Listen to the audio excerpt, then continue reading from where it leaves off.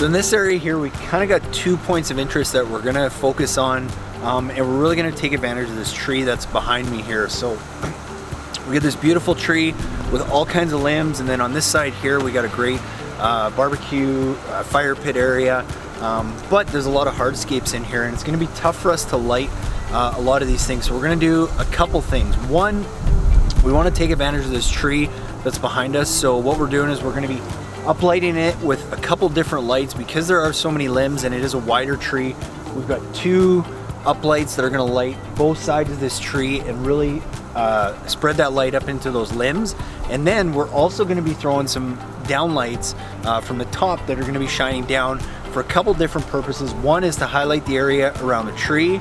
2, we've got these great big boulders, this retaining wall with these beautiful rocks, but it's gonna be very tough for us without having to drill through a bunch of rocks to get any kind of light in there. So what we're gonna do is we're gonna light those from above using the downlights from the tree. The other cool thing about that is that we're gonna have some of that light is gonna shine through the branches. So kind of like you see right now with a lot of the shadows that are on the cement, you're gonna see that same effect at night. So it's something I love doing whenever we have a chance to do something like this.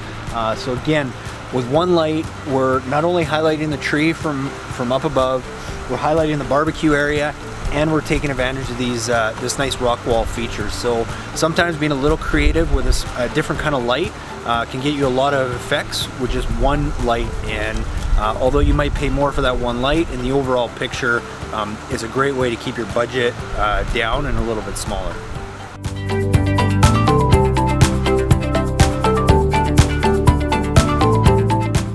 Hey guys, now I'm going to show you some tree lighting examples and how we do that. Now I'm going to do it down low here. I've got my ladder. I'm going to go put it up in the tree, but it's tough to get my camera up there. So this is how we do it. We do it with these tree mount stakes, and the reason I like these is they're no maintenance. Sometimes you'll see people will mount lights to trees just using like a regular bracket, but what happens is as that tree grows, eventually it grows right over that bracket, right over the wire and all that. So I'm going to show you how to do this properly so that you don't have to worry about that. And it's with these tree stakes. Super easy. See, the light screws actually into the top of here, and then this screws into our tree. So basically what I do is I just get it started with the hammer, get it in there a little bit, and then you can just use any screwdriver or anything. There's a little hole here, and you can just tighten that on. Keep spinning until you get it all the way in there.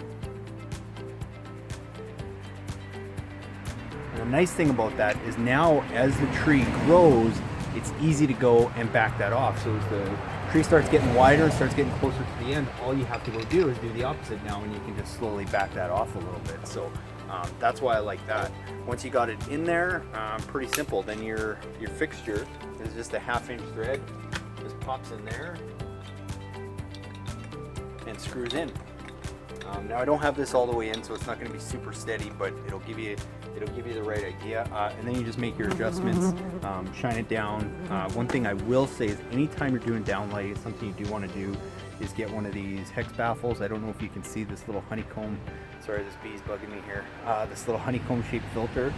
Basically what that does is this goes underneath the lens, and then now when that's shining down, it helps deflect the glare, because especially with downlights that are shining down, if you walk right under it or kind of in the proximity of it, sometimes it's shining right in your eye. What this does, it helps deflect that a little bit, so it's not as bright in your eye.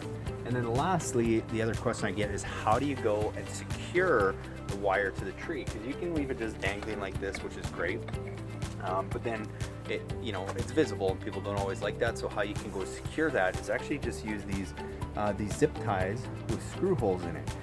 Again, another reason that we use those is because it's easy to go and back that screw off as that tree grows bigger. Because so many times I see people who just screw the wire or staple it to the tree or something, and then within a year or two you can't find that wire anymore because the tree's grown right over it. Well, this eliminates that. And basically all you do now is you go and you screw that zip tie to the tree.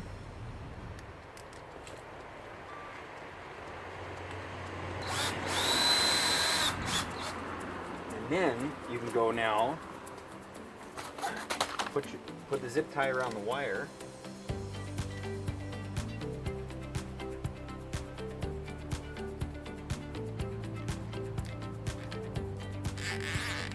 And then you can secure it to the tree. But what it does too is not only does it keep it from the tree growing around it, but as that tree grows, now the wire has some play so it can grow with it.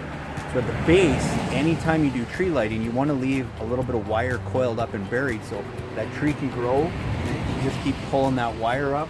And if you need to, over time, you can back this off. That's how you keep lights in trees for a long, long time. And with the lights that we use, they're designed for that. They're not designed to only be up there for 3 to 5 years. They're designed to be up there for as long as you want them to. So that's how you go properly mount a light in a tree to get that cool downlighting effect we talk about all the time.